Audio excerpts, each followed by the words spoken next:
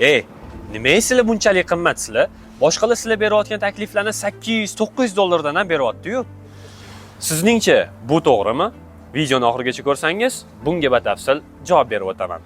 Keling, eng oddiy standart paketidan boshlaymiz.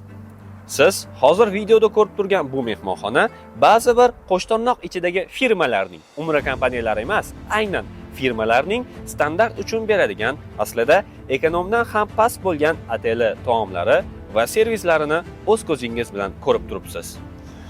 Bu esa bizning standart tarifidagi Al-Jabri mehmonxonasi. Taom, mehmonxona, servis sifati siz to'laydigan summaga to'liq arziydi. Endi bir solishtirib ko'ring-chi, kimning standart paketi yaxshiroq? Siz eng yaqin insonlaringizni qaysi standart paketda jo'natar edingiz?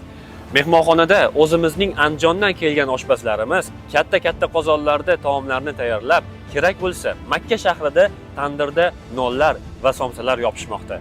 Sizningcha, bu siz uchun qilinayotgan sa'y-harakatlar to'langan summaga arzimaydimi?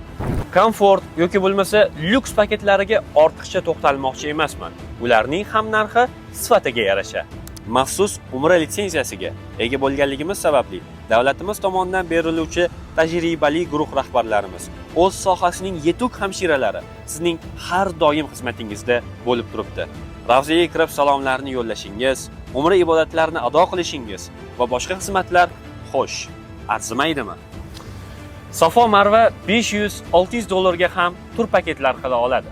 Ammo bu bizning brendimizga to'g'ri kelmaydi. Ertaga o'zi ketganlar, eng yaqin insonlarni jo'natganlar bizni qarg'ab yurmasin deya doimo harakatdamiz.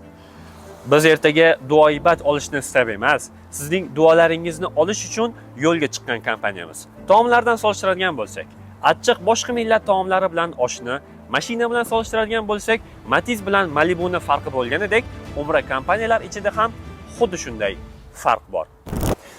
Mashinalar tarixidagi eng yaxshisi qaysi? Lamborghinimi?